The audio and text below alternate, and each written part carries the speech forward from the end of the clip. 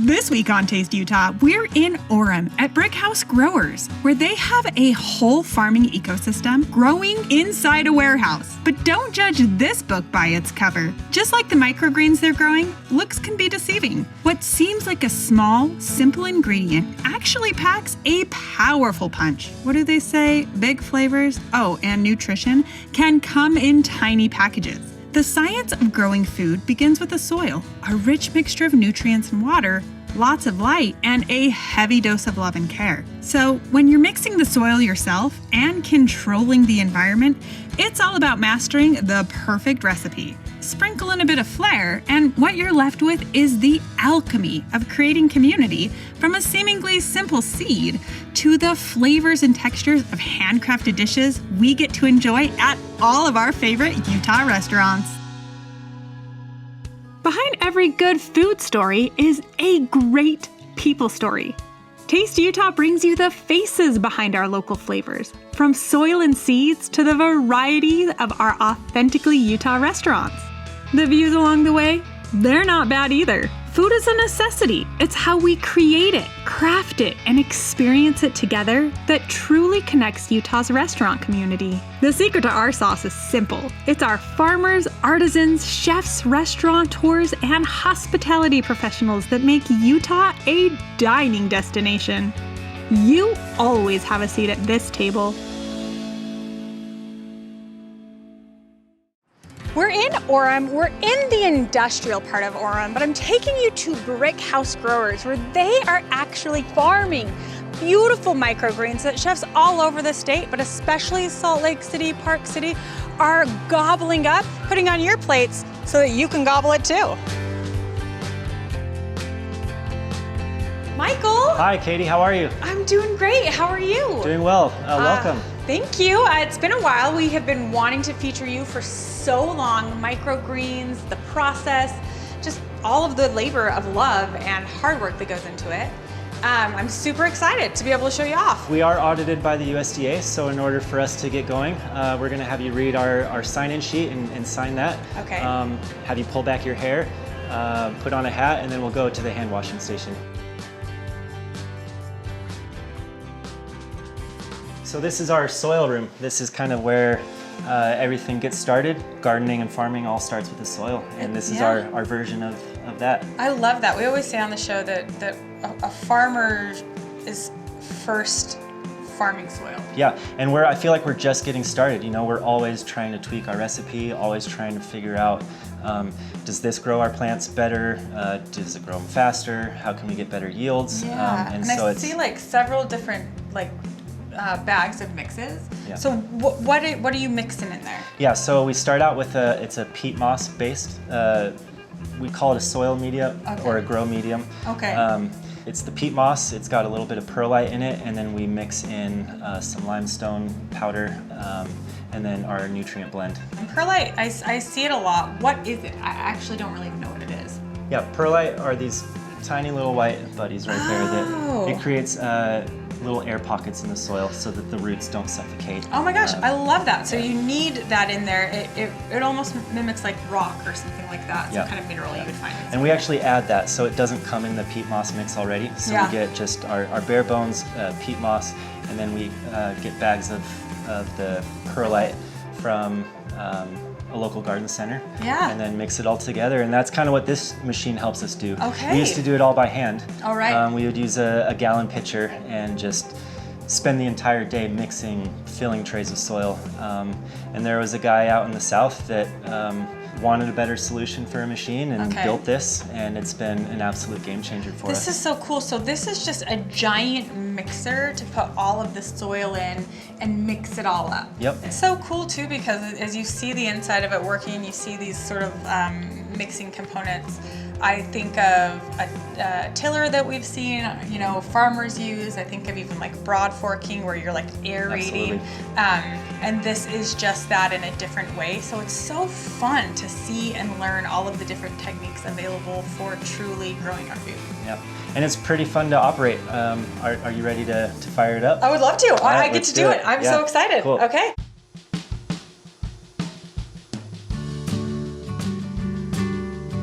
So There are a lot of varieties that we still do by hand. The Okay. seeds are just, they don't distribute very well outside of, you know, actually sprinkling it. Okay.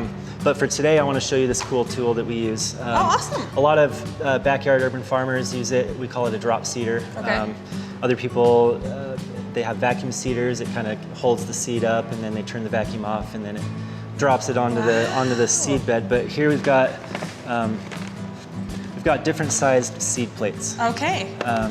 So that one has smaller holes compared to the one that we have right here. So this one has the larger drop seed holes there. Oh, cool. And then, so based on the size of the seed, so today we're going to be seeding some kohlrabi. Okay. This is our kohlrabi seed. Okay. So I like to start just laying it, and you line up that hole and that hole with the corner. So I'll let you reach over there and do that. Okay, so line up the hole. Oops, sorry, let's see. So right now the seed plates are offset. Yep. So you're gonna put the Yep. sprinkle of seeds in. So pour that whole thing right in this section right there. Okay. I'll take that. Okay. And then you're gonna grab the tray like this, Okay. and you're gonna, it's kind of a shimmy motion. So you'll tilt it gently, I love that. so you see the seeds all filled in those holes. Yeah. Okay, now line it up on the tray, Line up on the tray again. and then all you do is just push that in, and these are gonna line up, and it's gonna drop the seed through that, the bottom hole. And then sometimes they get stuck, so just give it a couple little knocks. Yep, and then it's done. Cool. This is so much more crop. efficient. More And it's efficient. cool because you can see, right? You can see the little pockets, and they're not Yeah. just like all clustered on top of each other. And it creates airflow through the canopy. And our chefs really look for consistent products. I love it, and it's very much farming. That's what you do as a farmer, you know. You drop a seed in a little plot, and then you move back in a little plot, and then you move back in a little plot. And when you're working with such teeny seeds and such small surface area, it makes sense to have something like that. Then also, it's kind of like a game, which is fun. Yeah, and there's an element of artistry to it as well. Like I love nice clean lines. I want, you know, if I'm farming outside in my garden, I want like just everything evenly spaced. Airflow comes through, like you mentioned as well, efficiency. Yeah. You know, doing hundreds of trays at one go really adds up. So this has been very valuable as well. I love it. And what we're doing is we're creating basically starters, right? So that's what a microgreen is. It's the start of a plant. So if you wanted to grow an arugula plant, or you wanted to grow a kohlrabi plant, this is the very first step in the process. Yeah, it's my favorite part as well. And it germinates so fast, you know, so we'll water it here in a second. You know, after a couple days, you start seeing, even after one day on some crops, you see the seed shell crack open and life just bursting out. And it's always always a so fun special. experience. Yeah, absolutely. Okay, cool. So do you want to finish these next two, and then we can water them in?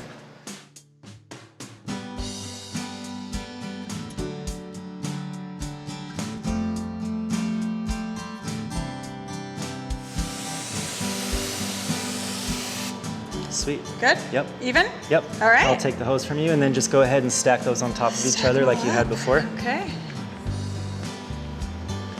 Now it's mud.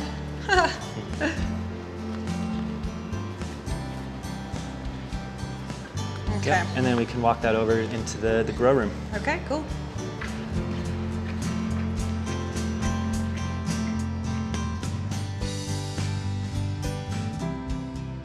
So Michael, we were just in the grow room. Yep. Basically took our 4 trays, put a tray on top of that, and then smooshed it with a brick. Yep.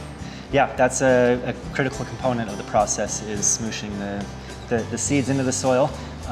You want to get that good soil contact with the seeds, so that they know, okay, it's time to grow. I've got the moisture that I need. It's ready to rock. What's your quickest turnaround and your longest turnaround? Quickest turnaround is 7 days. Okay. 6 or 7, depending on environmental factors. Yeah. Even though we are indoors, there's still, if it rains outside, it's going to be a little more humid in here, and so we're always trying to maximize that. So yeah, anywhere from 6 or 7 days to 28 or 30. That's a really important point that you make. Just because you're growing in an environment that's pretty controlled doesn't mean that the seasons and the weather won't affect your growing. We're fortunate enough with microgreens that it is such a quick turnover that despite a little bit of pest pressure, they're not usually able to breed and get out of hand. Okay. It's like we're harvesting, we're packaging, and then we're discarding the product, Yeah. and we're taking it off site. So we're at the harvesting machine because basically we're going to go into the grow room and harvest a couple of things. Yeah, we can touch on the greens harvester and then go shopping a little bit for some greens. Yeah, totally. Yeah. So this is a tool that's commonly used in small scale agriculture. Okay. I think it was developed for lettuce producers. Okay. So prior to this machine, you would have a knife and you'd straddle the grow bed and you'd just be breaking your back, Yep. Hand harvesting and throwing it in the tote. This allows you to be a little more upright. a little more upright, yeah, and it's a much faster process. So it's connected to a drill that Okay. spins a rod, and it's got a serrated blade on the bottom. Okay. And the drill spins yeah, the little right pulley there. system, and Okay. it moves the knife back and forth, and then this spins, and that kicks the product into the back of the bin, Okay. and then it tilts, and it'll go into your harvesting bin that'll go into the refrigerator. All right, give us a lay of the landscape of what you're growing, and then we're going to head into the grow room and grab a couple things, bring them back out here, and do some harvesting. Yeah, today is a big mix and pea tendril harvest day. Okay. So you just planted some of that kohlrabi. Yep. We can go grab some kohlrabi off the shelves. Okay. We'll grab some cabbage, and then we'll grab the pea tendrils, which are Awesome. really fun to I harvest. love pea tendrils Yeah. too, and the protein in pea shoots are just Absolutely. unparalleled. I mean, it tastes like a garden pea. Yeah. You know, I love it. It's so great. Okay, cool. So let's go do that. Let's do it. Okay. We're back in Orem at Brickhouse Growers, where they're practicing time-honored traditions of farming while implementing new growing techniques so they can offer their impeccable microgreens to chefs to share with the masses, aka us. We have pea tendrils here, Yes. Yep. Cabbage. kohlrabi, basil. Basil, yes. We're going for a really large, flavorful, colorful, healthy plant leaf. Chefs are putting these on their high-end dishes. Yeah. They don't want a bunch of stems, and even if that means we make a little less money per tray, Yeah. it's like, let's cut back our seeding density. Let's tweak our nutrition a little bit that we put in the soil. Yeah. Let's tweak the light recipes, the durations, the spectrums, Yes. and try and come up with a plant that the chef is going to recognize as the best. Why would I go anywhere else? Yes. Let's work with Brickhouse. Drop some of the restaurants you're working with. So we got Montage, St. Regis, River Horse, 350 Main, Yukiyama, Courchevel Bistro, High West Saloon, High West Distillery, and Hearth and Hill, maybe. Hearth and Hill, yep, and then down into Salt Lake, Urban Hill, part of that Hearth and Hill family. Yeah. HSL, Lakai. I the apologize list goes, if I forgot the list anybody. goes on and on Yeah. and on, and really what we're wanting to highlight is, yes, give those restaurants some love. We have Absolutely. featured many of them on the series, but also that when you see something on your plate as a consumer, you know, these greens that used to go on plates, like a sprig of parsley or something like that, they were like an afterthought. They really weren't meant for consumption. Yeah. But when you're putting a microgreen on a plate, it is meant for consumption, and the chef is very intentional about what microgreen they're selecting, because it's an element of flavor, and it's an element of texture, and as you've pointed out, it's an element of nutrition. I mean, there's some chefs that do use it.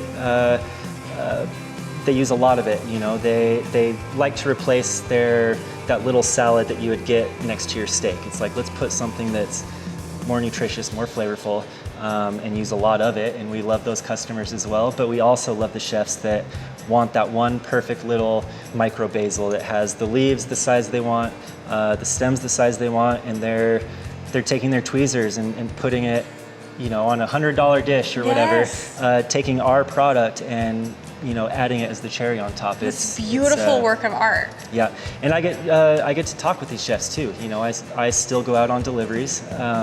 I'm always asking for feedback. I'm asking for suggestions on stuff that I can do as a grower to help them in their cause as well. We're all working together to try and elevate Utah's food scene, and it's really, really exciting to be a part of. Yeah, absolutely, and it's this beautiful symbiosis. I mean, just like a farm is a rich ecosystem, and there's so much alchemy that happens. It's the same thing with you spending all of this time, energy. I mean, we've talked about farming on the show a number of times, and restaurants a number of times, and it's not a career, it's not a profession, it's a lifestyle. It's something you commit your life to. Yeah. You're constantly checking in on living and growing organisms, and the same thing with restaurateurs. They're constantly checking in on their guests, but then also their relationships with farmers and purveyors and vendors, and the list goes on and on and on.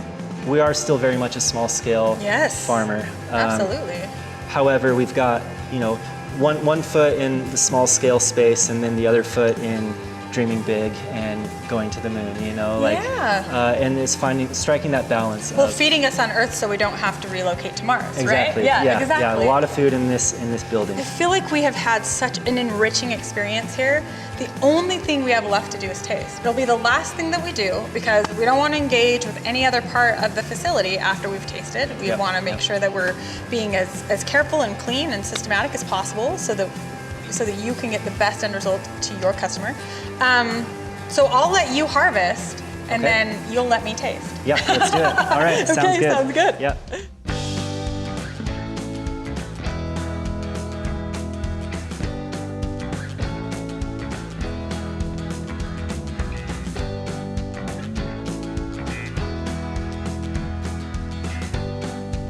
All right. Put everything away so now I can taste. Do I need to keep my gloves on to taste? Your call. It's at this point we're good. Okay, I'm gonna take my gloves off because after this, I'm heading right out. And I love to feel the texture in my hand as well. Like, there's nothing like just that fresh cut. It's like all over the place. Yeah. It's moist. It's beyond flavorful. I mean, this is something that feels so nutritious, but then tastes so delicious. And I didn't even mean to rhyme, but when people ask me if I'm a poet, I do know it. Yeah. Kohlrabi.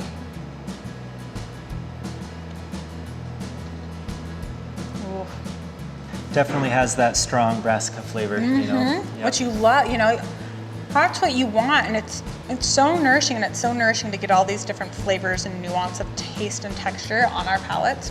I'll build entire salads with our pea shoots and our radish and the cabbage or kohlrabi, and it far outweighs in flavor and nutrition your normal.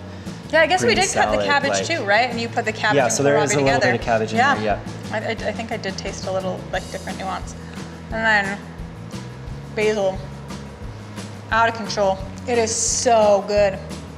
And we like to grow it a little bit larger than some of the other growers. It's such a delicate crop. It's very susceptible to temperature fluctuations. Well, then it's like a bouquet, you know? Like these are the... Well, and it's recognizable. Like, you know that's basil, right? I mean, the smell right away gives it away. Like the fragrance in here, I wish that the people watching the show, viewers could smell it, but it's like, it's so fragrant from that fresh cut. Absolutely. Now the red sorrel. Ooh. It's very, very unique. I love it. Yeah. It's almost lemony. Lemony up front, and then there is kind of a bitter aftertone. So I don't like eating a lot of it, but that's one of those crops that the chefs, you know, they want that one perfect leaf, and they place it, and it's literally so fun. like the best like simple salad you could ever make, right? Because you want a little bit. You think about like some of the amazing greens that a chef will put in salad, like dandelion greens or even like radicchio or something that just gets that little bitter edge, and then just like a sprig of lemon on it, and it's like the right amount of acid. Yeah. And that's like this. You take this, when you mix it with like a little kohlrabi, maybe a little cabbage, this is like a spring mix. Yeah. I mean, this is like a salad for me. We do have chefs ask us for custom mixes as well, and some of the chefs, they're just like, we want everything that you have, throw it all in, and it's so fun to just make this super mix, you know. Yeah. What do you love about growing? Initially, it started out with I really love the germination process. I love every single day, you know, if I plant a seed, in a few days it's growing, and just watching that transformation and that growth. And my dad's a biochemist, and I don't really have the book smarts to go through the process of going down that road, but however, I still feel like I appreciate the earth, the sciences, soil. The soil speaks to your soul, not necessarily the zeros and ones. Yeah. And what I'll say is it's clear. Appreciate it. Yeah, it's no, so thank clear. You so much. Yeah. And the last thing is just the relationship with the chefs. That has been extremely rewarding. Like, I talk to some of these chefs outside of work, you know, they follow my activities outside. I'm asking about their kids. These relationships, I'm able to go, sometimes I'm late on my deliveries because I'm having a conversation with one of my chefs that goes a little too long, you know? It's connection. But I get feedback, they get, like you said, that connection. It just makes, when they know that they open up our product box, they're remembering, maybe subconsciously or whatever, that, oh, Michael grew this, he delivered it this morning, and I'm proud to put this on my dish. So. Yeah, absolutely. It's food with care, and I think you nailed it. The best thing about the Utah food community is that connection. You know, we talk about it all the time. Food is a necessity. You know, this is a luxury. This is luxurious to be able to do this, and we can. It's how we share it, how we grow it, how we hand it off and treat it that really creates community. It's the life force of our community. And Utah restaurants, Utah food growers, purveyors, craftsmen, they are the heart, they are the soul, they are the soil that really grows this rich and beautifully fertile community. And you're a big part of that, my friend. And just thank you so much for letting us, offering us so much of your time, so much of your energy, so much of your heart, and really yielding such an extraordinary product. Well, yeah, thank you for having us, and thanks for the platform that you're giving us to showcase all the hardworking people. And you're out here as well, you know, working hard. So we work hard together. It makes it worth it. So I'm gonna keep this hat and probably just keep eating. Okay, sounds great. Yeah.